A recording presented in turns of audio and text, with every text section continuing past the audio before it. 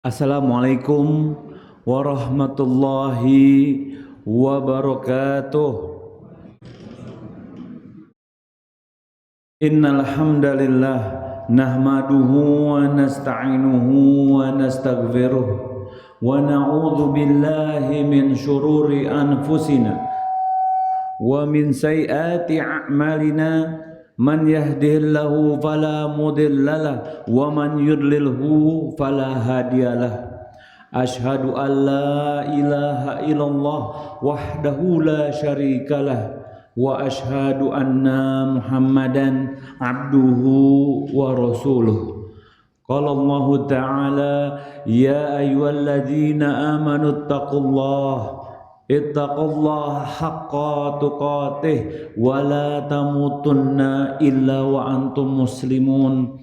Allahumma salli ala Muhammad wa ala alihi wa sahbihi wa man tabi'ahum bi ihsanin ila yaumiddin, amma ba'd. Alhamdulillah, segala puji syukur kita panjatkan nikmat yang Allah berikan kepada kita. Nikmat yang begitu banyak, yang kadang kita nggak minta aja masih dikasih. Karena ketika Allah izinkan kita hadir di sini, apa karena kita orang soleh, orang soleha? Ini karena hidayah dari Allah, kemudahan yang Allah berikan kepada kita. Jangan ngerasa, "Tat, aneh panitia, Tat. Siapa lagi kalau bukan aneh yang duluan di sini?" Enggak. Ini adalah nikmat yang luar biasa. Karena kalau jam segini hujan-hujan gerimis, enaknya ngapain, Bu? Tidurnya, ngukur kasur. Tapi enggak, Allah tetapkan iman kita buat berangkat di sini, buat belajar sama-sama. Semoga Allah jadikan ilmu yang bermanfaat, yang berbuah amal bagi kita dan menjadi bekal kita nanti di akhirat nanti, insya Allah. Salawat serta salam kita haturkan kepada junjungan kita Nabi Muhammad SAW, yang akan kita bahas nih, bagaimana kita meneladani akhlak Rasulullah SAW. Sekarang kita hidup di zaman di mana etika, adab, attitude menjadi faktor penentu dalam kehidupan kita. Dalam urusan rumah tangga, ketika yang jomblo, mana yang jomblo? Gak usah angkat tangan yang jomblo nih.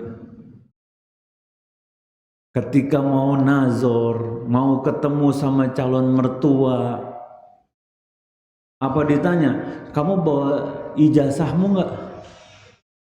Kamu bawa apa aja? Tapi enggak.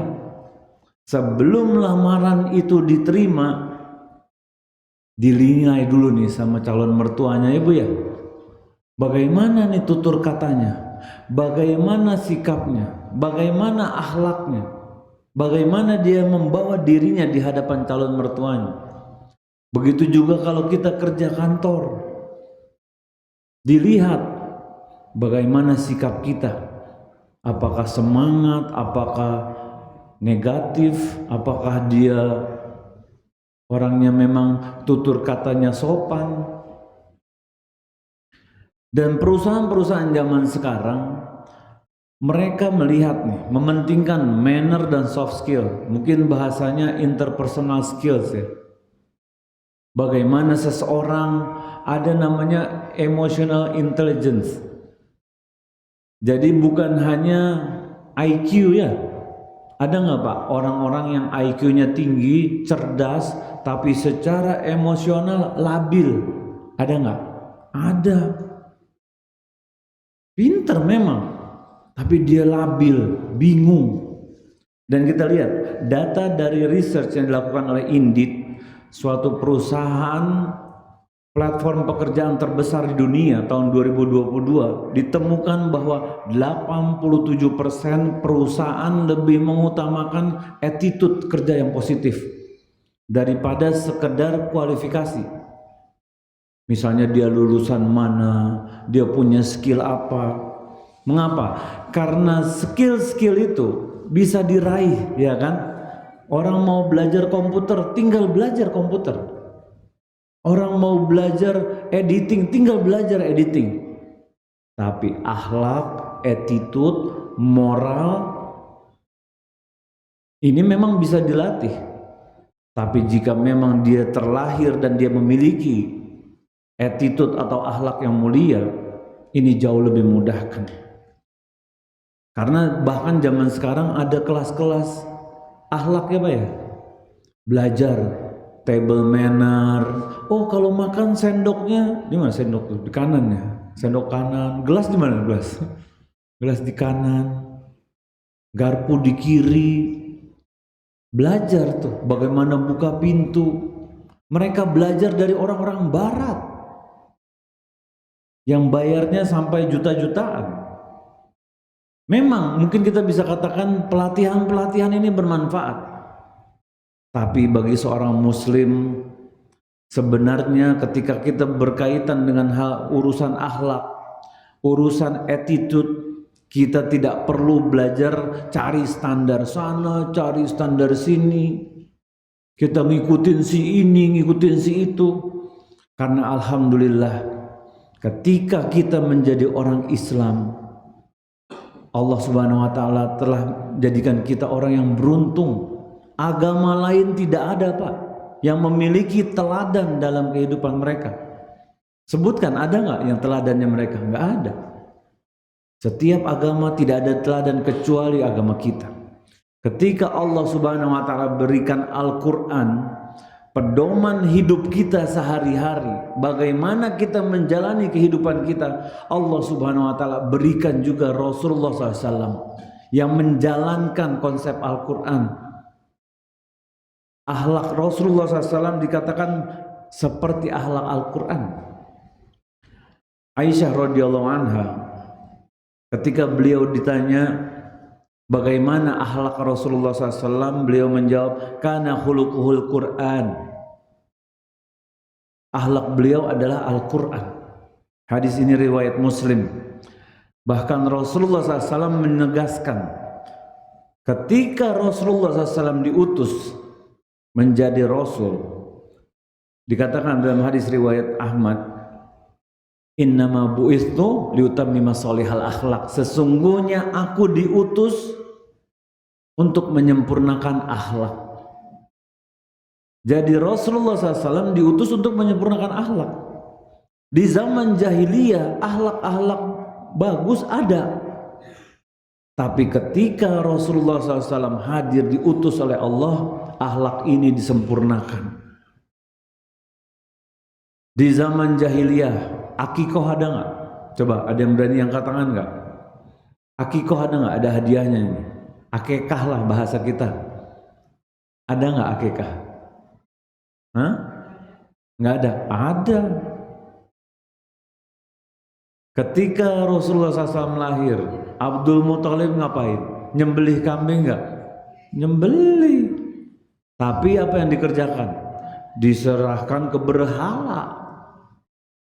Bahkan dikatakan nggak ada orang yang boleh makan, dibiarkan aja itu kambing bertebaran di situ, di depan berhala-berhala mereka. Namun ketika Islam hadir, Rasulullah SAW diutus, akikah masih ada, tapi untuk dibagikan kepada orang-orang terdekat kita, ya kan? Tidak dibiarkan sia-sia daging-dagingnya dan yang lainnya. Jadi ketika kita memahami ini, cukup teladan kita Rasulullah SAW. Karena akidah dan akhlak sesungguhnya bukan perkara yang bisa dipisahkan. Akidah dan akhlak adalah dua hal yang saling bersatu, saling mengikat satu sama lain. Bahkan dalam hadis dikatakan akmalul mu'minina imanan ahsanuhum khuluqan. Dalam hadis riwayat Abu Dawud, dan di sini sahih dikatakan orang yang paling sempurna imannya adalah mereka yang akhlaknya mulia. Kenapa dikatakan akhlak mulia? Karena ketika seseorang imannya kuat terlihat dari sikapnya. Bahkan dalam hadis lain dikatakan, man kana yu'minu billahi wal yaumil akhir falyakul khairan aw liyasmut. Siapa yang beriman kepada Allah dan hari akhir, hendaknya dia berkata baik atau diam. Lihat penggalan hadis yang pertama, siapa yang beriman kepada Allah dan hari akhir? Akidah bukan? Akidah. Tapi penggalan yang kedua, berkata baik atau diam. Bagaimana kita mencerna hadis ini? Karena akhlak ini buah dari iman kita, dari keyakinan kita kepada Allah dan hari akhir. Dan akhlak yang buruk seringkali menjadi tanda lemahnya iman. Meskipun seseorang terlihat secara zahir luar biasa, jenggot segini, pakai peci kemana-mana, ya, pakai gamis panjang, sholat terus, tapi kalau akhlaknya buruk, ini bisa dikatakan imannya lemah. Karena seseorang, ana tanya, ketika dia berkata jujur, tidak bohong, akhlak baik bukan? Akhlak baik kan? Yang menggerakkan dia untuk jujur apa? Takut sama Allah, iman yang gerakkan. Iman. Walaupun yang dia bohong ini nggak tahu dia bohong apa jujur kan? Tapi ketika dia beriman kepada Allah, dia beriman bahwa akan ada hari akhir, dia nggak berani bohong. Walaupun semua orang yang dengar percaya kalau dia bohong. Bisa dipahami ya? Jadi akhlak itu berkaitan erat dengan iman kita. Tapi ingat, kita belajar ini bukan buat menghakimi orang lain. Kita belajar ini untuk memperbaiki diri kita. Karena kita yang hadir di sini ingin meneladani akhlak Rasulullah SAW. Bukan, kalau si ini gimana Ustaz, bohong ini si ini gimana? Enggak, itu urusan dia sama Allah. Kalau kita bisa nasihati, alhamdulillah. Kalau kita nggak bisa nasihati, kita minta sama Allah agar kita semua dikasih hidayah ya. Jadi akhlak ini tidak terkait dengan bagaimana secara lahiriah dia beribadah. Ada orang rajin sholat, rajin puasa, korupsi, ada nggak Pak? Hah? Ada. Ada ibu-ibu rajin puasa sunnah, rajin sholat sunnah, bantah sama suami. Ada nggak? Ada. Di sini nggak ada Bu, di luar sana Bu, insya Allah. Bantah. Suaminya pergi, yes, Anda juga pergi katanya. Suami masuk kamar mandi, aneh duluan, kelamaan dia nggak pergi-pergi katanya. Enggak, dia tahu seorang istri yang solehah, tahu dia mesti bakti sama suaminya. Dan Allah Subhanahu Wa Taala pilihkan Rasulullah SAW, Allah yang tetapkan, bukan Rasulullah SAW yang mengatakan aku ini. Tapi Allah katakan dalam surat Al-Ahzab ayat 21. Laqad kana lakum fi Rasulillah uswatun hasanah. Sesungguhnya pada diri Rasulullah SAW ada teladan yang baik. Liman kana yarjullaha wal yaumil akhir. Bagi orang-orang yang berharap kepada Allah dan hari akhir. Lihat, dikaitkan dengan iman lagi kan? Berharap kepada Allah dan hari akhir. Karena ketika seseorang beriman, dia akan berhati-hati dalam bertutur kata, dalam bohong, dalam janjian.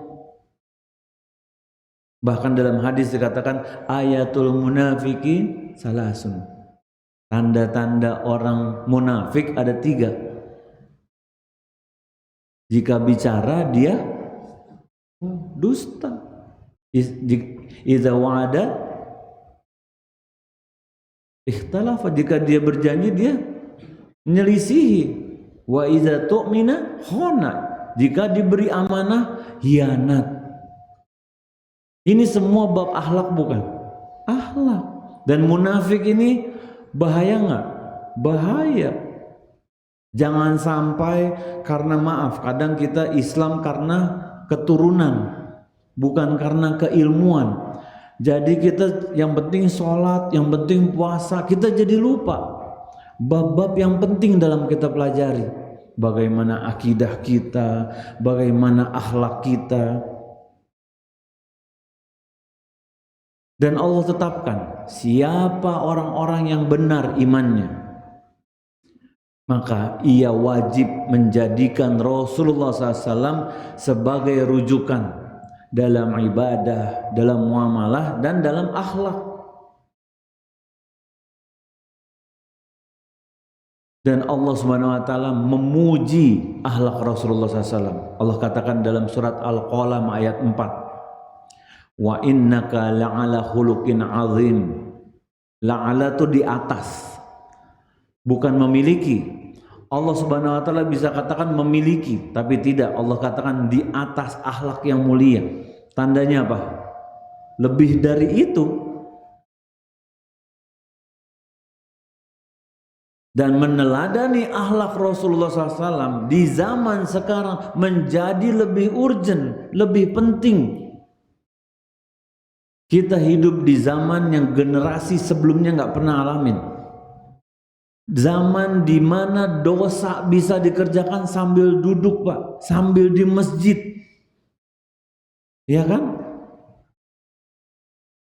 Di mana satu kali ketikan kita bisa menyakiti ribuan orang, banyak, bahkan jutaan.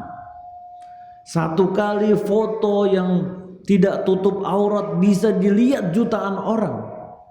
Satu kali kata kasar kita bisa disimpan, diputar, dilihat lagi, dikasih lihat lagi.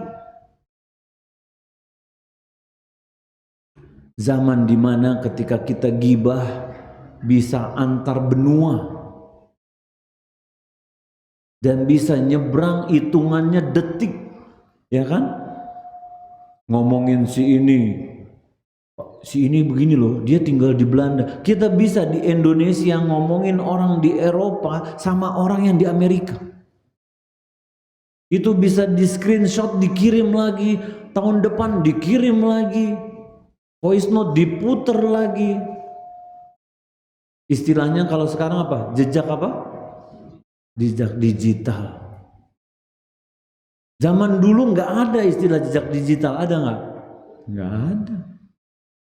Ibu kan pernah ngomongin Pak RT? Enggak pernah. Udah tinggal bantah-bantahan berdua tuh. Yang satu bohong, yang satu jujur. Tapi kalau zaman sekarang mau bilang apa, jejak digital ada. Dan ini jauh lebih berbahaya. Karena zaman dulu nggak ada. Dosa kita ini bisa berulang. Ini kamu pernah ngejelekin si ini. Kamu pernah ini nih buktinya nih. Na'udzubillah. Oleh karena itu penting bagi kita nih untuk meneladani akhlak Rasulullah SAW dalam menjalani kehidupan kita sehari-hari. Untuk berpegang teguh, benar-benar berpegang pada pedoman hidup kita yang Allah berikan. Karena kita hidup di zaman yang lebih parah lagi, Pak.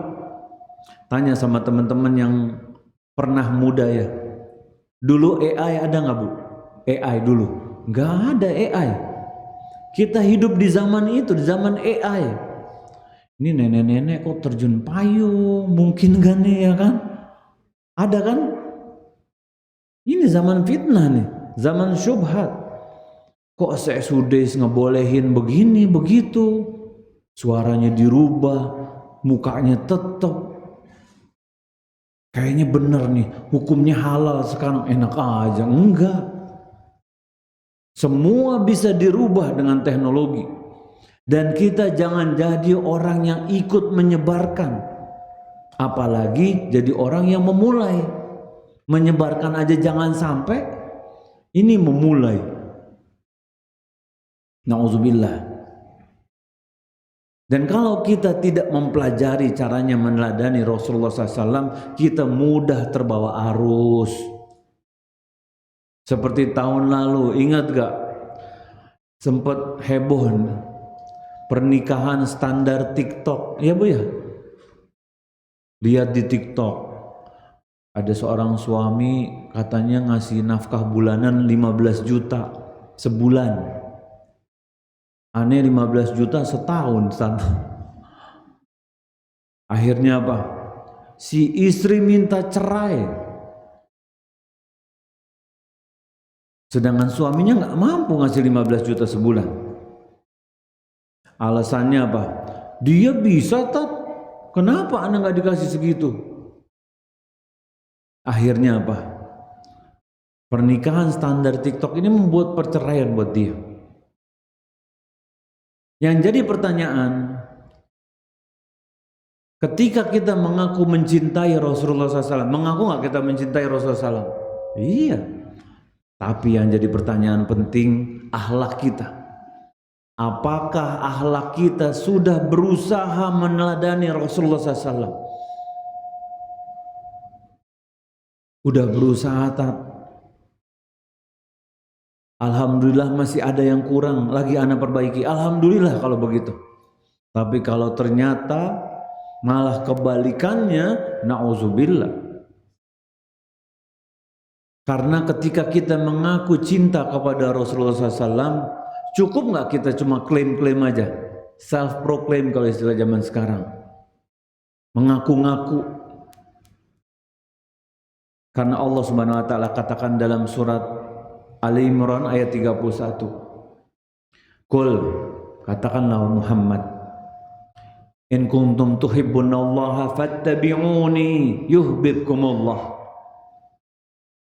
Katakanlah Muhammad, wahai manusia, jika kalian mengaku cinta kepada Allah Subhanahu Wa Taala, maka ikuti aku, ikuti Rasulullah SAW. Yuhibbukumullah. Allah akan cinta kepada engkau. Ayat ini bukan sekedar motivasi kita untuk mengikuti Rasulullah SAW, tapi bagaimana timbangan kejujuran iman kita. Bagaimana kita sungguh-sungguh beriman kepada Allah. Ketika kita mengaku cinta sama Allah, sudah sepatutnya kita mengikuti Rasulullah SAW. Bukan hanya di bab-bab ibadah, tapi juga di bab-bab akhlak. Ketika kita mulai belajar agama, ya, kita senang hadir di kajian. Kita berusaha jadi orang-orang yang lebih bertakwa kepada Allah. Kita jangan lupa, dalam hadis dikatakan aktsaru ma yudhilul jannah, aktsaru ma yudhilun nasa al jannah, hal-hal yang paling banyak memasukkan orang ke dalam surga, taqwallah wa husnul khuluq, bertakwa kepada Allah dan akhlak yang baik. Jadi ketika kita mulai sering datang di kajian, kita berusaha lebih bertakwa kepada Allah, ya kan? Tapi jangan lewat yang perkara keduanya, akhlak yang baik. Kadang kita lihat ya, para orang-orang ulama terdahulu yang soleh-soleh, yang ibadahnya luar biasa, yang selalu berzikir. Ana pernah lihat ada satu syekh, lupa ana namanya. Zaman dulu kalau tanya jawab lewat telepon. Jadi kalau penanyanya lagi bertanya, syekhnya ini zikir. Coba itu. Sebegitu pentingnya waktu bagi beliau. Jadi penanya ngomong dia bilang, kedengeran di suara telepon. Gak ada waktu yang disia-siakan. Kalau kita gimana? Belum bengongnya, ngapain Pak? Mancing bengong. Belum lagi di lampu merah. Ini waktunya gak ada yang disia-siakan. Kalau kita katakan, saat aneh berat menyusul para orang-orang soleh dalam ibadahnya, aneh udah berusaha, sabar. Kita jangan lupa hal yang kedua, husnul khuluq, akhlak yang baik. Apakah harus hafal Quran dulu? hafal Sahih Bukhari dulu kalau kita mau berakhlak baik. Nah, ini bisa dimatiin nggak ya?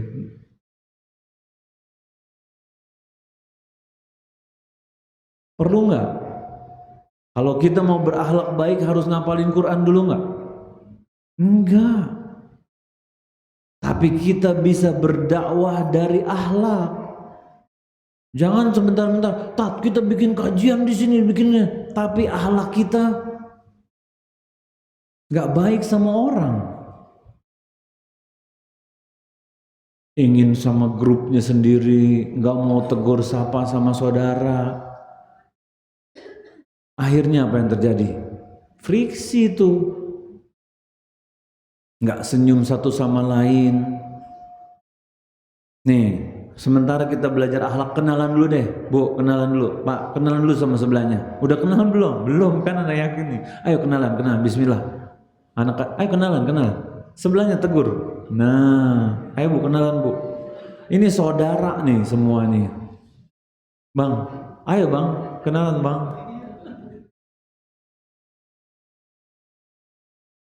Penting nih kita kenalan, jangan kajian lempeng aja.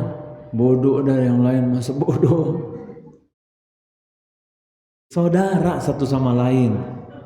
Bisa jadi tetangga kita, bisa jadi satu arah pulangnya, janjian bareng, bisa dapat info kajian, bisa banyak possibility-nya. Kalau kita sama saudara kita nggak mau kenal, bagaimana kita mau sama orang lain? Bahkan Islam kita suruh baik sama pepohonan, sama hewan-hewan. Ini kita sama saudara muslim kadang nggak kenal. Kalau kita tidak bisa mendakwahkan dari ilmu, minimal akhlak kita.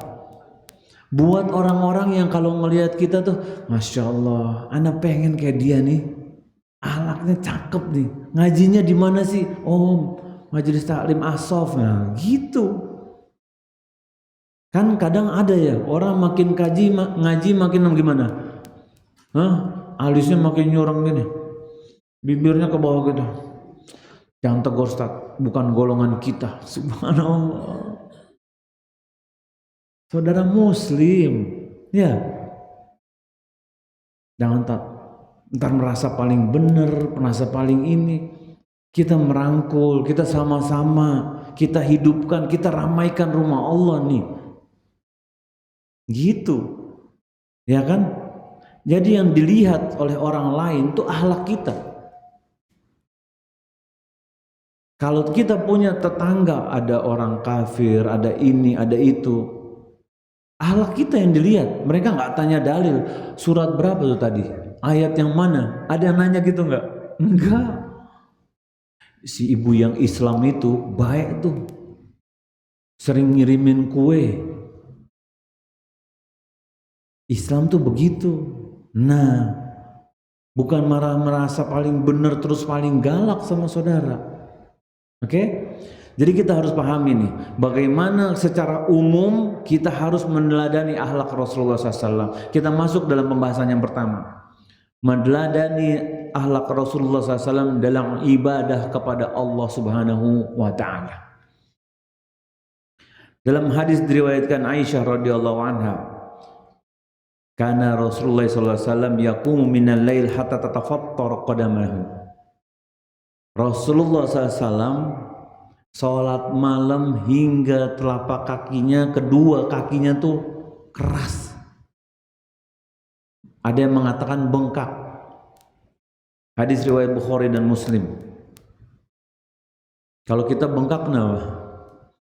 Emping disalahinnya. Asam urat.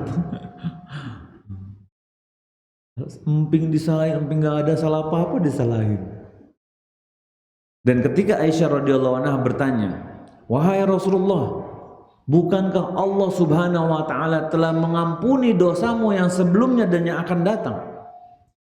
Apa yang dikatakan oleh beliau alaihi salatu wassalam? Afala akunu abdan syakura?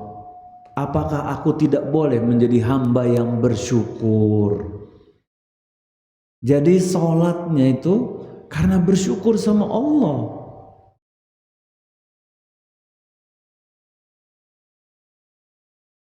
Dan ini adalah akhlak tertinggi seorang manusia. Bagaimana bisa bersyukur, bisa tunduk, bisa patuh kepada Allah Subhanahu wa taala dan memiliki rasa butuh. Jadi ketika ibadah itu butuh kita. Bukannya kepaksa. Udah zuhur lagi, perasaan baru sholat tadi. Udah asar lagi. Kita nggak merasa butuh kalau seperti itu. Tapi ketika di diri kita memiliki rasa bersyukur terhadap nikmat yang Allah berikan. Nikmat hidayah, nikmat Islam, nikmat iman, nikmat sehat, nikmat waktu luang. Cara bersyukur, alhamdulillah datang waktu sholat. Ibadah wajib pahalanya jauh lebih besar dibandingkan ibadah sunnah. Seneng tuh. Itu yang pertama, ketika sedang dalam ibadah. Yang kedua, bagaimana akhlak Rasulullah SAW dalam muamalah. Allah Subhanahu wa taala katakan dalam Al-Quran, surat Ali Imran ayat 159. Allah katakan, fabima rahmatin minallahi linta lahum. Disebabkan oleh rahmat dari Allah Subhanahu wa taala, engkau bersikap lemah lembut. Walau kunta fadhan ghalidhan qalb, kalau kau memiliki hati yang keras, sikap engkau keras, lang fadhu min haulik, orang-orang akan pergi, akan berpaling darimu. Dan ayat ini sebagaimana yang dijelaskan oleh Al-Imam Tafsir Ibnu Katsir rahimahullah, ayat ini turun setelah perang Uhud, Pak. Kita tahu perang Uhud ya, sebagian sahabat yang di bukit apa? Ada yang tahu nggak bukit apa? Jangan bahasa Indonesianya. Bukit, huh? Ini ada hadiahnya. Bu tahu nggak bukit apa? Yang iya, itu bahasa Indonesianya, bahasa Arabnya apa? Lewat dulu bukit rumah ya, bukit pemanah tuh. Dikasih tahu, diberitahu, kalian jangan turun, apapun yang terjadi, stay there, tetap di sana. Namun sahabat juga manusia, berbuat kesalahan. Ketika berhasil, kalau kita istilahnya pemanah kan sniper Pak ya. Datang kena, kan akhirnya hartanya tertinggal di situ.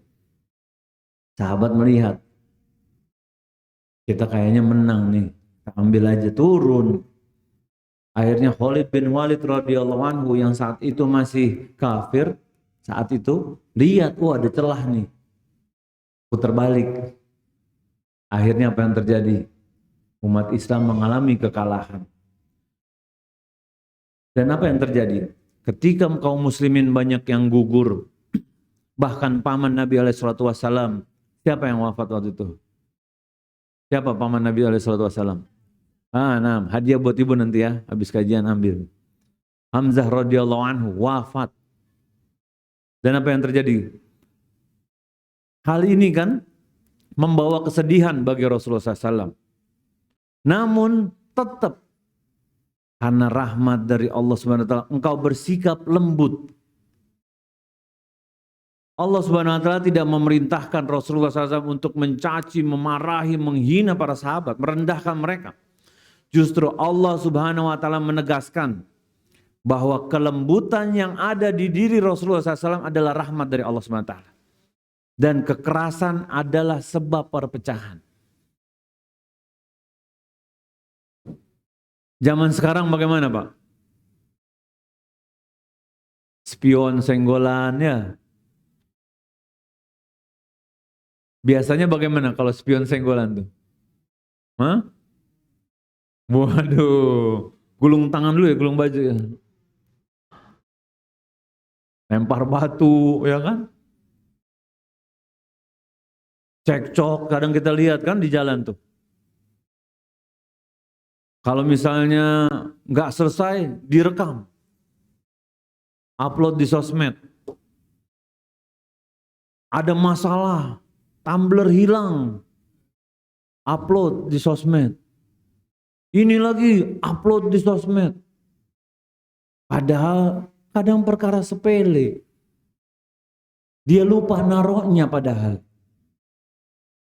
Kalau udah diupload, udah keburu viral, sulit nggak mau dibalikin? Sulit. Ada yang salah yang ngupload, bukannya yang pelakunya. Ada orang ngupload, sendalku udah hilang nih lihat nih masjid ini nih sendalku hilang nih, nggak ada, nih lihat nih semua. Datang security, Pak, tadi saya amanin daripada hilang. Tapi nama masjid udah keburu jelek. Tenang Ustaz, nanti bisa klarifikasi. Enggak. Sebelum kita melakukan seperti itu, hati-hati. Jangan mentang-mentang paket data banyak. Apa-apa diupload sama dia. Biar viral Ustaz. Jadiin aja. Dan kita tahu netizen kadang-kadang ya. Jangan bangga netizen Indonesia paling julid rekornya. Jangan bangga. Kita harusnya sedih. Dan Rasulullah SAW ketika pamannya dibunuh, masih itu berbuat baik kepada pembunuhnya. Wahsy ketika masuk Islam. Dan Rasulullah SAW dalam akhlak tidak pernah berkata kasar dalam ucapan. Hadis riwayat Anas bin Malik radhiyallahu anhu. Jadi Anas bin Malik ini melayani Rasulullah SAW. Aku melayani Rasulullah SAW 10 tahun. Dikatakan, fama qala li ufin qat. Nggak pernah Rasulullah SAW mengatakan, kalau kita ya. Dan dikatakan, wala qala li syai'in fa'altuhu lima fa'altah. Dan tidak pernah mengatakan kepadaku ketika aku melakukan sesuatu, Rasulullah SAW nggak pernah nanya, kenapa kamu melakukan itu? Nggak pernah mengatakan, nggak pernah nanya, kenapa sih kamu begitu? Pernah. Perkara berat apa berat banget? Berat. Kadang kita namanya itu ya, sama driver ya, sama supir Gojek, sama ini. Bang lama banget sih. Mana nih, nggak nyampe-nyampe. Bintang 1 ya, bintang 1. Helmnya basah nih, bintang 1 aja. Helm dipakai ya basah ya. Lihat akhlak Rasulullah SAW. Tidak pernah mengatakan kepada pelayannya, kenapa kamu melakukan seperti itu? Dan tidak pernah kepada suatu perbuatan yang tidak aku lakukan, tidak tanya, kenapa kamu nggak ngelakuin? Ini nih, butuh emotional intelligence, butuh. Jadi kalau kita mau berakhlak, kita mau bersikap, apapun yang mau keluar, ya dipikir dulu. Karena kalau kita ngikutin syahwat, apa yang terjadi? Yang kita seneng kan keluar kan? Kayaknya puas kan kalau habis marah-marah kadang-kadang kan?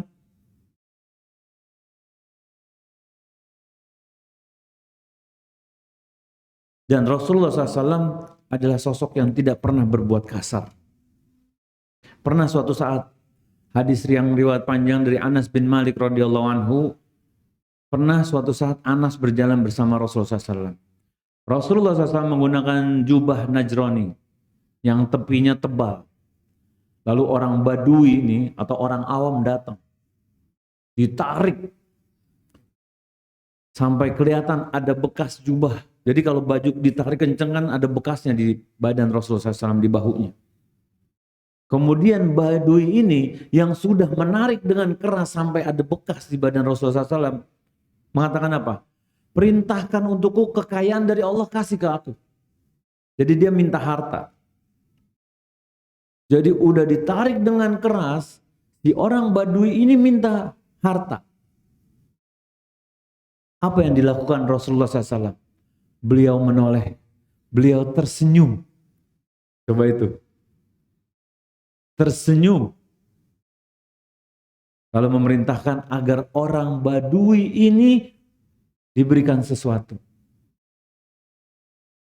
Jadi kita lihat, kalau secara emosi, ketika kita ditarik, diminta duit lagi ibaratnya ya, kita. Syahwat kita, emosi kita nyuruh apa? Hah? Suruh ngapain, Bu? Ada yang narik, maksa, terus minta duit. Marah. Marah lawannya senyum kan? Jadi Rasulullah SAW melakukan sebaliknya, senyum. Dan senyum ini bertentangan nggak sama syahwat kita? Bertentangan kan? Nah, jadi di sini ada pelajaran penting buat kita. Ketika syahwat kita, hawa nafsu kita memerintahkan untuk melakukan sesuatu yang membuat kita puas, lakukan sebaliknya. Ketika kita disenggol nih di jalan, atau mobil serempet, syahwat kita, emosi kita, buah marah-marah nih. Buka kaca, keluar nih semua. Tapi bagaimana kita tetap tersenyum dan sabar. Perhatikan bagaimana reaksi Rasulullah SAW. Ada bentakan nggak? Nggak ada bentakan. Ada marah nggak? Nggak ada marah. Ada balasan nggak ditarik lagi? Nggak ada. Bahkan beliau alaihissalam memerintahkan memberikan sesuatu. Ini akhlak hati seseorang yang penuh dengan kasih sayang, penuh dengan kelembutan, yang harus kita contoh ketika kita menjadi seorang Muslim. Ketika kita mengaku sebagai umat Rasulullah SAW, ini akhlak yang harus kita tiru. Ya maaf, kadang kita sama suami, ya sama istri, apalagi kalau belum makan. Mana nih makanan nih? Lah uang belanja belum dikasih katanya. Selanjutnya, kita lihat bagaimana akhlak Rasulullah SAW dalam zuhud. Apa zuhud itu?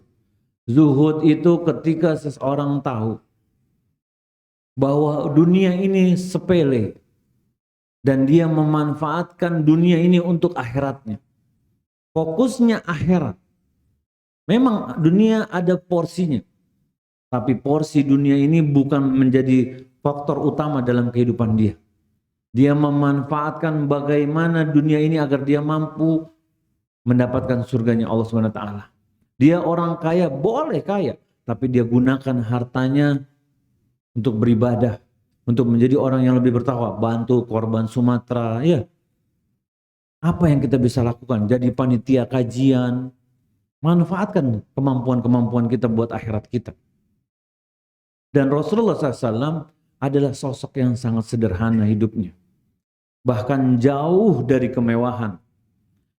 Beliau SAW berdoa dalam hadis riwayat Imam Bukhari dan Muslim. Rasulullah SAW mengatakan, Allahumma rzuq ala Muhammad qutan. Ya Allah, berikanlah rezeki, jadikanlah rezeki keluarga Muhammad qutan. Qutan ini makanan pokok. Jadi cukup buat makan. Jadi Rasulullah SAW berdoa minta kepada Allah agar diberikan rezeki yang cukup buat makanan pokok. Rasulullah SAW menunjukkan tidak meminta kekayaan kepada Allah. Tidak meminta. Kemarin ada yang berdoa depan Ka'bah minta apa itu ya? Fulus. Ada yang nyebut nominal bahkan ya. Minta fulus coba depan Ka'bah. Fulus kathir dia, uang banyak dia minta. Bukannya nggak boleh, tapi kita lihat bagaimana akhlak Rasulullah SAW. Minta rezeki buat keluarga Muhammad SAW cukup buat hidup. Agar hati tidak terikat dengan dunia, nggak cinta sama dunia. Kalau kita, ya Allah, rumah di Menteng ya Allah, mobil listrik 2, yang satu pintunya 3, HP ya masa ya Pro Max boleh lah ya Allah. Minta tas yang bagus ya kan. Ya Allah udah mau lebaran ya Allah nih Kimar yang cakepan dikit boleh lah. Mintanya harta terus kita. Rasulullah SAW cuma minta sekedar makanan pokok. Berani nggak kita minta berdoa seperti itu? Hah? Alhamdulillah kalau berani. Dalam hadis Aisyah radhiyallahu anha, beliau mengatakan, "Ma syabi'a alu Muhammadin sallallahu alaihi wasallam munzu qadimal Madinah." Jadi keluarga Muhammad sallallahu alaihi wasallam tidak pernah kenyang semenjak tiba di kota Madinah. Gak pernah kenyang dengan makanan gandum selama 3 hari berturut-turut. Jadi maksudnya apa? Kalau hari ini makan kenyang, besok enggak. Bisa jadi besoknya lagi kenyang. Pokoknya dalam 3 hari berturut-turut gak pernah kenyang semua. Bahkan Aisyah radhiyallahu anha juga menceritakan, ketika ditanya apa yang dimakan, yang dimakan hanya kurma dan air. Lihat, yang dimakan cuma kurma dan air. Kalau kita, semacamnya. Belum buka kulkas. Nih ibu-ibu kalau mau lebaran, kulkasnya penuh nih. Rasulullah SAW enggak pernah tuh keluarganya 3 hari berturut-turut kenyang setiap hari. Ada saatnya lapar. Kadang kita nih ya, sudah punya rumah bagus ya, sudah punya istri, sudah punya hal-hal yang Allah berikan kepada kita, masih pingin lagi. Yang udah punya kerjaan stabil, masih ingin tambah lagi, lembur lagi. Bahkan zaman sekarang ada yang udah buka toko sampai malam ya. Bahkan ditulis, buka 25 jam. Ada kan ya? Toko 25 jam. Gimana ceritanya toko 25 jam? Bukan 24 jam lagi. Waktu kita habis untuk apa? Memenuhi pundi-pundi uang kita. Sementara ibadah, ya yang penting sholat. Yang penting puasa. Kita tanya sama diri kita. Kalau ibadah kita milih yang penting. Yang penting sholat, yang penting puasa. Yang penting kajian sebulan sekali. Tapi kalau perkara dunia, maunya maksimal. Sebenarnya kita budak dunia atau kita akan pulang ke akhirat? Kita akan pulang ke akhirat. Tapi kenapa kecintaan kita sama dunia membuat kita berlomba-lomba untuk memperbanyak harta? Yang udah punya anak 1, anaknya 2. Kamu 2, aku 2 sepasang. Aku 3, aku 5, aku 6. Kamu istrinya berapa? 1. Kamu? 1 juga. Ya macam-macam Pak. Ngaji jarang mau nambah istri. Gak boleh kita. Belajar terus. Dan ketika orang-orang seperti ini sibuk memperbanyak pundi-pundi uangnya. Sementara ibadah yang penting. Apalagi ketika menuntut ilmu ya. Gak sempat start. Masih banyak kebutuhan. Kan pernah belajar zaman dulu katanya. Kemarin anak ini di Metro TV. Terus kajian di masjid. Khutbah Jumat kajian belum. Khutbah Jumat di Metro TV. Terus Anda tanya, kalau misalnya nih Anda nggak bisa operasikan kamera, Anda nggak punya ilmunya, Anda daftar, kira-kira diterima nggak? Diketawain, nggak mungkin lah Ustaz. Padahal itu ilmu dunia ya. Ada yang mau sampai masuk akhirat jadi kameramen? Nggak ada. Sedangkan ilmu agama ini kita perlukan ketika kita di dunia. Kita perlukan ketika kita beramal. Dan kita perlukan nanti di akhirat nanti. Kita perlu ilmu agama ini. Jadi pentingnya ilmu agama melebihi keperluan kita akan hal lainnya. Mau bikin kajian habis zuhur, jangan lama-lama Ustaz ya, karena karyawan perlu makan kata dia. Ana bilang, orang lebih perlu makan atau perlu ilmu agama? Ada yang berani jawab nggak Pak? Ini ibu-ibu udah jawab nih. Orang lebih perlu makan atau perlu ilmu agama? Mana coba angkat tangan, bukunya cuma satu nih. Monggo, ayo. Hah? Nggak ada yang angkat tangan, Anda nggak tahu nih, kasih siapa? Nggak apa-apa, salah nggak apa-apa. Silakan, barakallahu fiik. Waalaikumsalam warahmatullahi wabarakatuh. Kenapa? Kalau makan? Masya Allah. Hadiah buat antum ahyan nanti ya. Makan, orang kalau nggak makan resikonya apa? Paling buruk apa resikonya?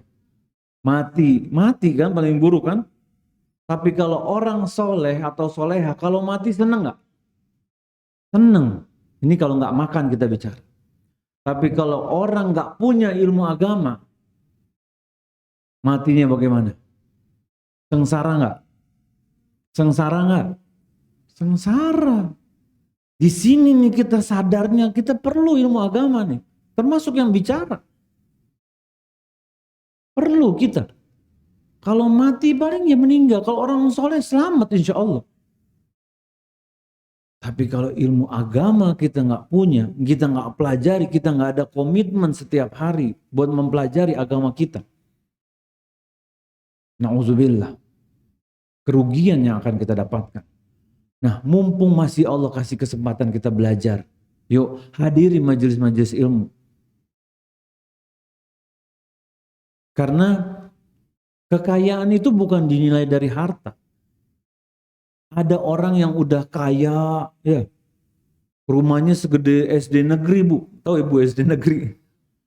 Itu rumahnya dia tuh dari ujung ke ujung. Tapi nggak pernah merasa cukup. Pernah nggak ngelihat rumah orang kaya, nggak ada security-nya, nggak ada satpamnya? Pernah lihat nggak? Nggak pernah. Pasti ada satpamnya ya. Ada CCTV-nya, ada kawat durinya, ada berangkasnya. Ali bin Abi Thalib radhiyallahu anhu mengatakan, kamu sibuk menjaga harta. Kalau ilmu menjaga engkau. Jadi kalau kita punya harta, kita sibuk nih, gimana jaganya? Pasang alarm ini itu. Tapi kalau kita punya ilmu agama yang jaga kita. Oh ini nggak boleh nih, ini syubhat nih, kita hindarin. Oh ini, oh ini boleh, ini nggak boleh. Dan itu dari ilmu. Dan alangkah ruginya kalau kita tidak memperbanyak ilmu kita. Kemudian kita lihat bagaimana akhlak Rasulullah SAW dalam keadilan. Ketika Rasulullah SAW menjadi sosok yang lembut, berkata dengan baik, bukan berarti beliau SAW membiarkan kebatilan terjadi, membiarkan ketidakadilan terjadi. Ketika hukum Allah Subhanahu Wa Taala ada yang dilanggar, Rasulullah SAW adalah manusia yang paling tegas, tidak pakai kompromi. Dalam hadis diriwayatkan Aisyah radhiyallahu anha, ketika orang-orang Quraisy gelisah nih, ada seorang wanita dari Bani Makhzum mencuri. Lalu mereka orang-orang Quraisy ini ingin agar hukuman tidak ditegakkan buat wanita ini. Kemudian dalam hadis riwayat Bukhari dan Muslim, Rasulullah SAW mengatakan, "Lau anna Fatimah binta Muhammadin sarqat." Kalau Fatimah binti Muhammad, berarti siapa? Anak Rasulullah SAW kan? Sarqat, nyuri. Dikatakan, laqata'tu yadaha. Aku yang akan potong tangannya. Lihat, Rasulullah SAW. Kalau anak, yang kita tahu, nggak mungkin anak Rasulullah SAW mencuri kan? Jadi ini kalimat hiperbola. Kalau seandainya anakku aja nyuri, aku yang potong nih, maksudnya begitu. Jadi kita jangan pikir, wah anaknya mungkin nyuri juga nih. Enggak. Ini menunjukkan bagaimana keadilan akan diterapkan oleh Rasulullah SAW. Ini akhlak Rasulullah SAW dalam keadilan. Tidak pandang bulu. Semua orang baik, bahkan anak sendiri, jika melanggar hukum-hukum Allah, yang notabene sebenarnya tidak melanggar, Fatimah, akan dipotong. Rasulullah SAW tidak tunduk kepada aturan tekanan sosial. Ketika orang-orang Quraisy, janganlah, kasihan ini itu. Tidak kompromi dengan hukum. Karena zaman sekarang ada orang-orang yang berani membelok-belokkan hukum Allah. Yang membuat semau-maunya dia. Dia ada orang kan zaman sekarang yang mengatakan, jika syariat sesuai dengan zaman, kita ambil. Kalau tidak sesuai dengan zaman, kita nggak ambil. Ada kan orang Islam, orang Indonesia yang ngomong gitu? Ini adalah pemikiran yang batil, yang salah, yang sesat. Dan dalam Islam tidak ada istilah Islam liberal. Ya Bu ya, tidak ada istilah Islam liberal. Islam adalah seseorang tunduk dan patuh kepada aturan Allah dan Rasulnya. Sedangkan liberal, orang tunduk dan patuh kepada syahwatnya, hawa nafsunya, akal pikirannya. Bisa ketemu nggak? Bisa ketemu nggak? Nggak bisa. Secara makna menyimpang. Kalau ada orang mengatakan, nih silakan nih. Misalnya ini air api, ada nggak benda air api? Ada nggak? Nggak ada.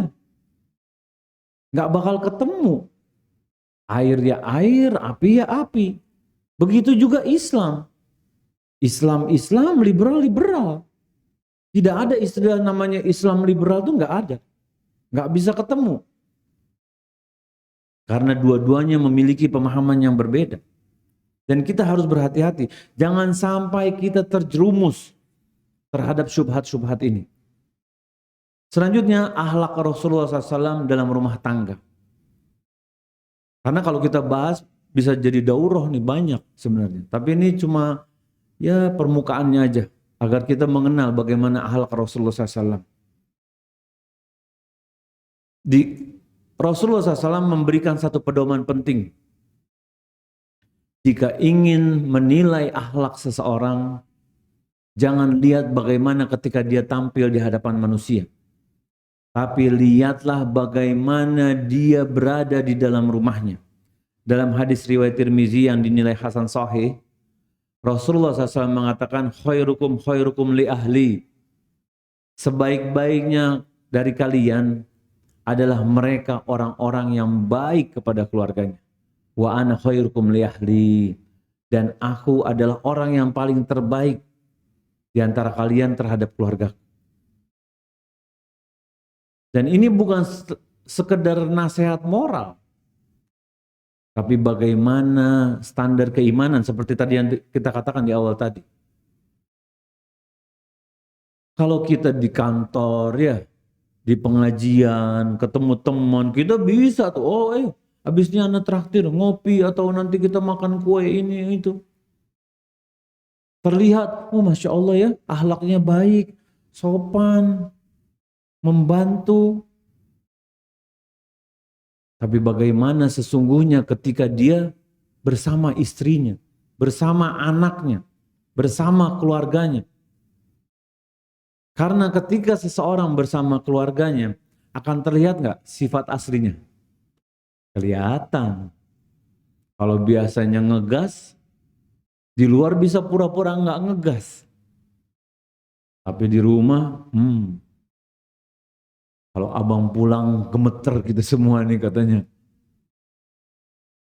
takut. Kalau abang pergi seneng. Baru dengar buka pintu atau motor dimatiin, waduh, bang pulang lagi nih. Habis deh nih kita nih. Atau istri. Suaminya pulang. Wah, ada istri di rumah. Pergi lagi deh. Siapa tuh buka pintu? Kucing lagi. Takut ketahuan sama istrinya. Kita, akhlak kita sama orang rumah, itu cerminan akhlak kita sesungguhnya. Bagaimana kita baik sama istri. Ada orang-orang yang sering ke kajian, tapi pulang ke rumah depan HP-nya. Istrinya nggak ditengok, ininya HP terus. Wah, kajian nih, berangkat. Kita harus baik sama orang rumah. Sama istri kita, sama anak kita, apalagi sama orang tua kita. Itu akhlak kita yang sesungguhnya. Anak kasih PR ya. Pak, Bu, pulang ke rumah, tanya sama pasangannya. Aku udah baik belum sama engkau? Berani nggak? Benar ya, berani ya? Berani ya? Kalau misalnya pasangannya bilang belum, tanya. Hal yang mana yang perlu aku rapihkan? Perlu aku perbaiki? Oke? Bismillah ya. Bismillah. Abang ambil kertas folio 2 lembar. Kayaknya banyak nih. Aduh, kayak ujian tadi katanya dia. Gak apa-apa Bu. Lebih baik kita memperbaiki diri kita di dunia. Kezoliman kita, kesalahan kita, perbaiki di dunia. Daripada nanti kita ditagih ketika kita di akhirat, Bu. Pak. Iza ja'ati sokhoh. Jika datang suara yang memekakan. Yauma yafirul mar'u min akhi. Hari di mana seseorang lari dari keluarganya, dari pasangannya, dari anak-anaknya. Kok bisa? Ketika hari kiamat orang-orang lari dari pasangannya. Kita nih anak tanya. Nauzubillah, misalnya ada gempa di rumah. Kita langsung keluar sendiri atau cari orang rumah dulu? Hah? Cari dulu kan? Jadi ketika ada gonjang-ganjing, gempa nih, kita nyari mana istri, mana anak. Tapi ketika Allah katakan, ketika hari kiamat, gonjang-ganjing hari kiamat, kita semua lari dari pasangan kita. Ulama terdahulu menafsirkan karena semua masing-masing takut terhadap tanggung jawabnya terhadap pasangannya. Ada hak-hak pasangannya yang gak dia tunaikan. Ada hak-hak anaknya yang dia gak berikan. Jadi kalau nanti pulang berani nanya ada yang kurang diperbaiki, kita berusaha perbaiki. Abang udah 10 tahun gak ngasih nafkah nih bang. Misalnya. Di sini nggak ada, di sini mah Masya Allah nih.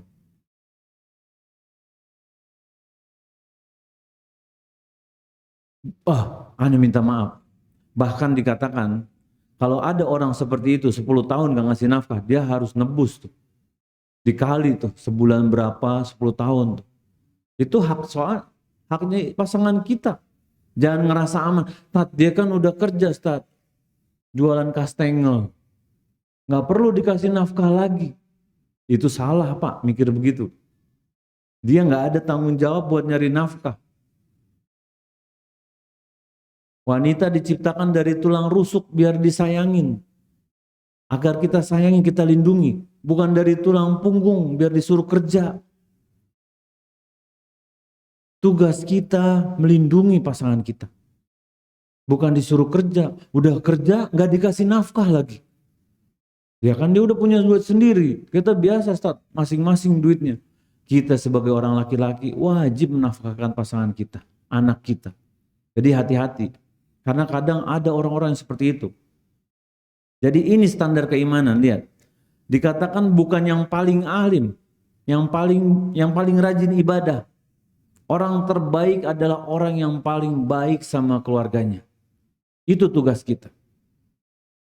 agar kita menjadi orang yang baik kepada keluarga kita.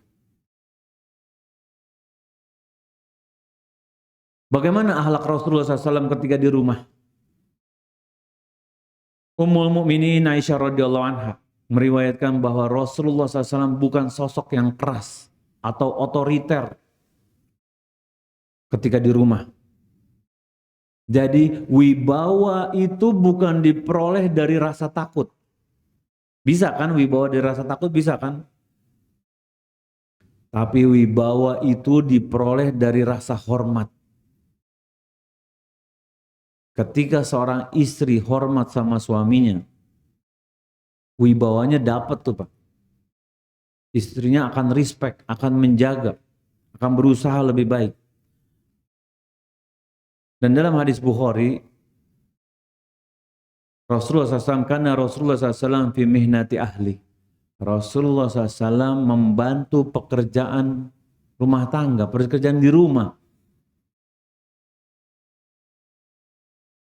Bahkan Rasulullah SAW betulin sendalnya, ya, perbaiki sendal, jahit pakaiannya sendiri.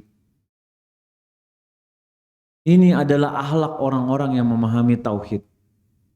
Ketika kita paham tauhid, kita menjadi orang yang tawadu, bukan gengsi.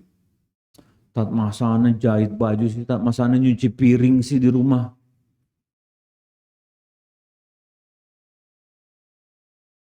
Tugas kita sebagai orang laki-laki di rumah. Jangan sampai ibu-ibu sampai ngangkat tabung LPG ngangkat sendiri, ya Bu ya. Enggak sih Tat, ada tukangnya yang nganterin ke rumah. Nah ini hati-hati nih. Suami lagi pergi, ada tukang nganter galon, nganter LPG datang ke rumah. Ini harus izin sama suami. Karena kadang ada fitnah di situ. Jadi tugasnya laki-laki itu bantu. Lalu bagaimana Rasulullah SAW kepada anak-anak? Rasulullah SAW adalah orang yang paling lembut kepada anak-anak. Anas bin Malik radhiyallahu anhu, dia mengatakan, ma ra'aitu ahadan kana arhama bil'iyal. Jadi aku tidak pernah melihat seseorang yang lembut, yang lebih penyayang kepada para anak kecil min Rasulullah SAW. Aku tidak pernah melihat orang yang lemah lembut. Bahkan beliau SAW, cucunya Hasan dan Husain dicium, sayang.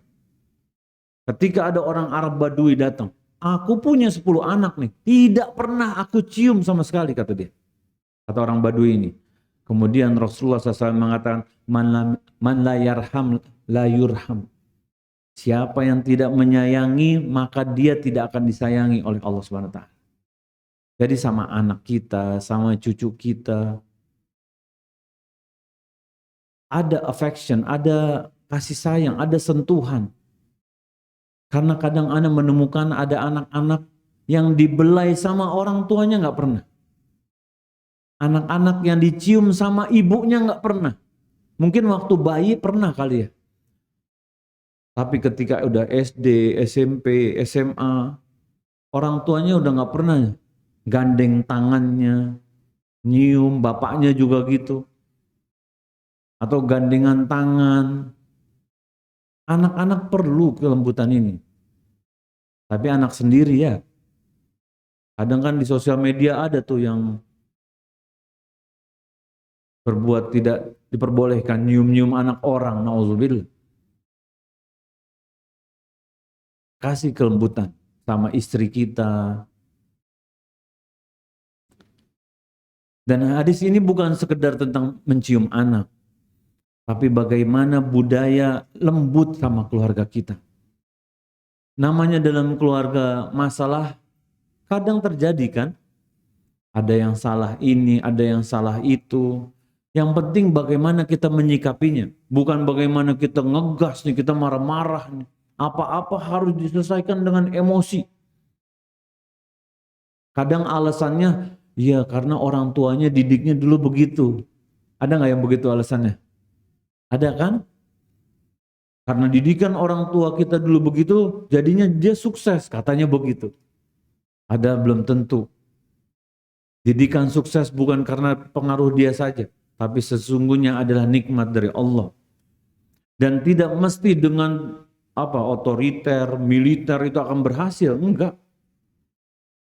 Tapi dengan wibawa, dengan lemah lembut, dengan kasih sayang, menjadikan keluarga kita tuh tambah solid, tambah kompak.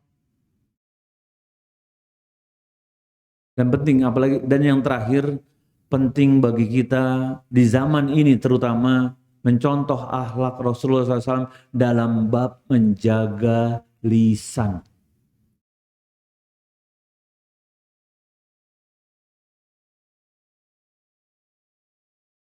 Karena Rasulullah SAW tahu kerusakan terbesar umat pada lisan. Beliau suatu wassalam bersabda, "Man kana yu'minu billahi wal yaumil akhir." Hadis yang tadi, "Falyakul khairan aw liyasmut."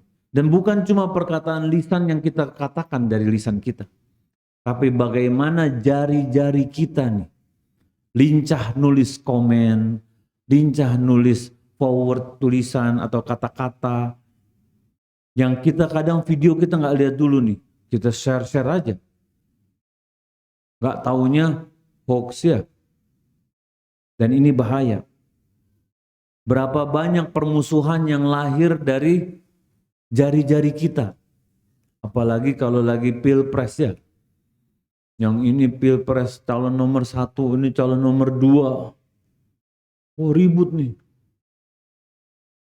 Grup WA pecah, bubar. Sama om nggak ngomong lagi, sama tante beda pendapat. Selesai pilpres, calon presidennya rukun-rukun aja. Ini yang musuhan masih terus. Akhirnya nggak ke rumahnya, nggak ini, nggak itu, musuhan. Gara-gara jari kita. Dan ini harus berhati-hati. Jaga jari-jari kita. Jangan sampai kita cuma bermudah-mudahan. Apalagi klik forward tuh gampang ya. Tinggal share, cekrek. Hati-hati. Kalau memang kebaikan ya, ajakan kajian, nasihat dakwah, video, silakan. Video yang mengandung nasihat-nasihat agama. Yang kita yakin kebenarannya. Tapi jika itu berisikan fitnah atau menjelek-jelekan, hati-hati, atau ajakan keujaran kebenciannya, hati-hati. Karena kalau kita udah kirim dan di forward lagi ke orang banyak, kita udah nggak pernah tahu tuh sampai di mana, ya kan? Dan rugi. Bisa nggak kalau kita, maaf nih, Anda nyesel, mau Anda tarik balik semua, bisa nggak? Bisa nggak? Nggak bisa. Kita udah nggak tahu sampai mana ini WA kita. Karena kadang ada orang-orang yang jahat kan, nulis ini, nulis itu, ngejelekin si ini, ngejelekin si itu, ngejelekin pemerintah bahkan, subhanallah.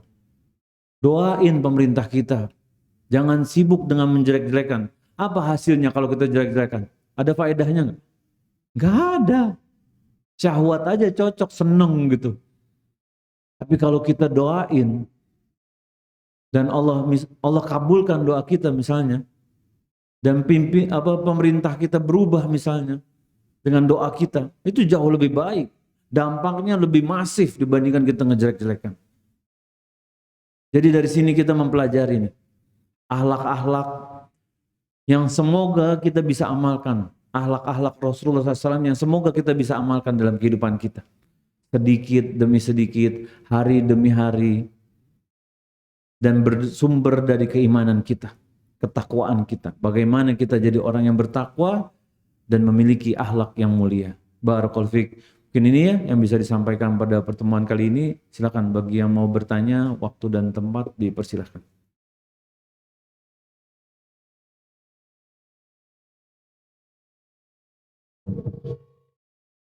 Nah.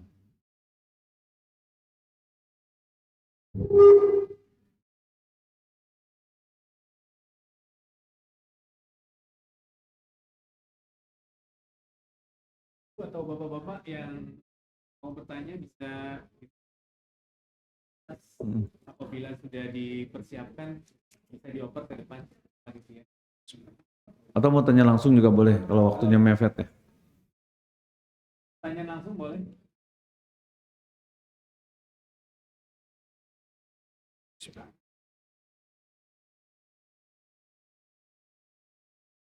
Silakan Ibu. Waalaikumsalam warahmatullahi wabarakatuh.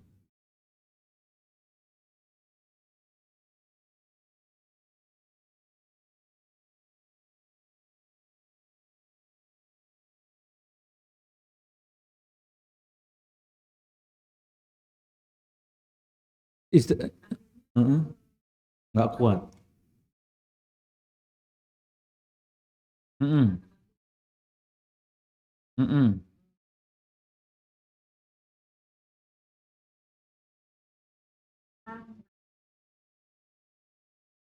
Nah,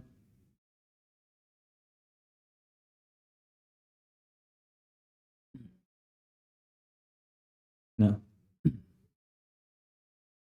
Mm-mm. Mm-mm.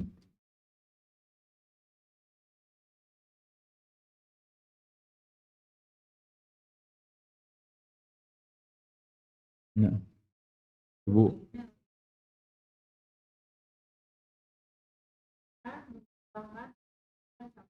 Mm-mm. Mm-mm. Nah, pertanyaannya?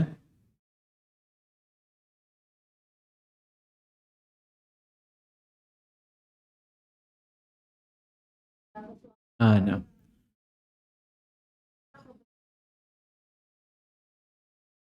Ya. Jadi begini, ada seorang istri meninggalkan suaminya karena anaknya mengalami KDRT di rumahnya. Sudah bertahan selama 23 tahun. Dari kecil sampai besar anaknya mengalami KDRT. Nikahnya resmi. Nikahnya resmi kan?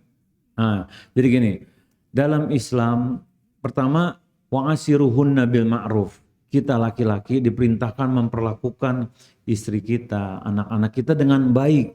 Ya, dengan yang kalau KDRT misalnya tadi dikatakan kekerasannya fisik Bu ya. Nah, kekerasan verbal. Nah, jadi kalau misalnya seorang suami melakukan kekerasan fisik dalam rumah tangga, ini ada solusinya sebenarnya.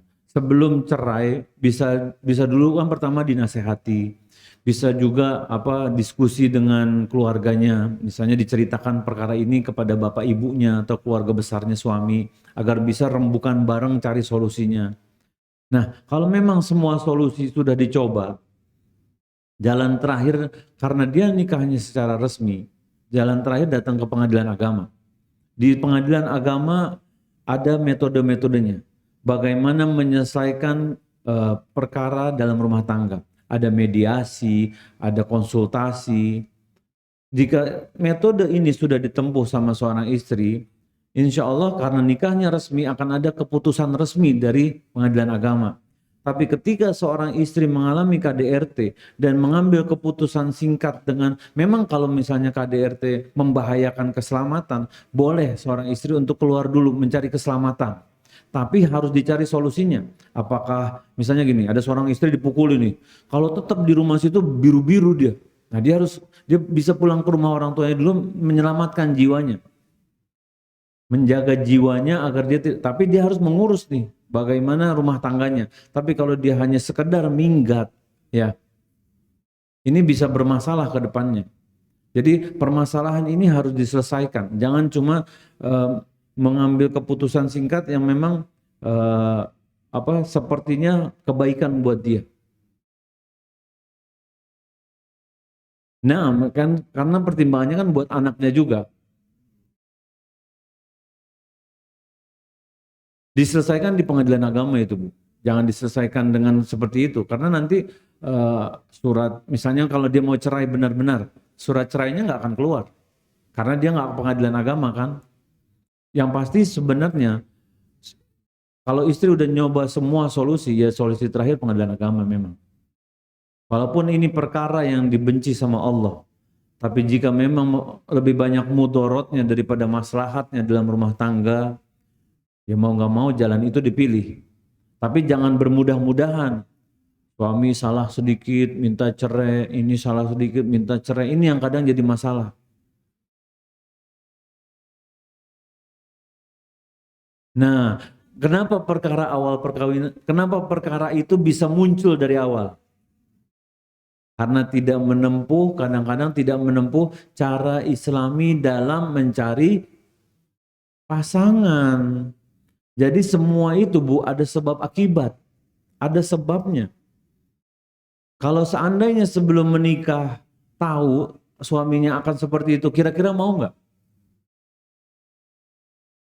Nah, nah, sebenarnya gini, kalau mau ke Islam melarang pacaran, Islam melarang pacaran ada hikmahnya. Karena kalau orang pacaran, yang kelihatan apa? Oh, baiknya orang, bawa martabak, naik mobil pinjem tetangga, ya kan? Tapi pas sudah nikah, lainnya orang. Tapi kalau ta'aruf, ya bisa tanya tuh sama tetangganya, sama temennya. Si calon suami ke masjid nggak? Oh, sholat 5 waktu di masjid. Si calon suami akhlaknya baik. Oh, udah 15 tahun anak kenal sama dia. Orangnya suka bantu orang lain. Itu yang penting. Ini nasihat buat kita semua nih. Yang punya anak perempuan, yang punya anak laki. Pelajari calon pasangan. Cari tahu dulu. Habis udah keburu cinta, bucin nih. Nah, kalau bucin udah masalah udah. Karena kalau udah cinta, ya kan? Iya, udah gelap mata udah. Udah semua terkesan indah. Pas udah sadar baru deh rugi. Karena begini Bu, kadang karakter seperti itu kan sebenarnya ada datanya kan. Tapi nggak ketahuan aja, nggak diceritain.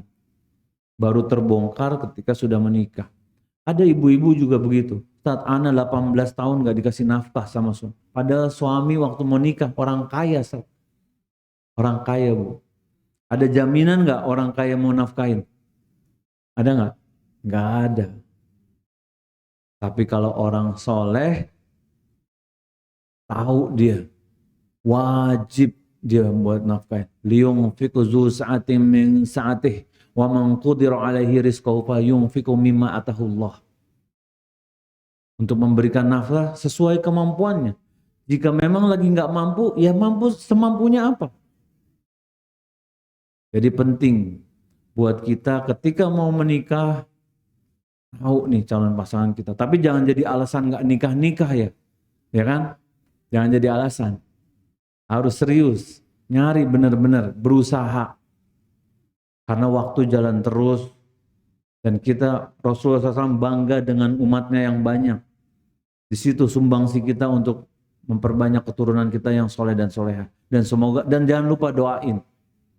Tidak ada yang mampu merubah takdir kecuali doa. Minta doa orang tua kita. Kita doa di sepertiga malam. Kita doa di tempat-tempat mustajab. Kita di rumah Allah nih. Perbanyak doa. Doain semua kaum muslimin. Agar Allah berikan kemudahan buat kita semua insya Allah ya. Barakallahu fikna. Ada lagi yang mau bertanya? Silakan. Wa'iyat.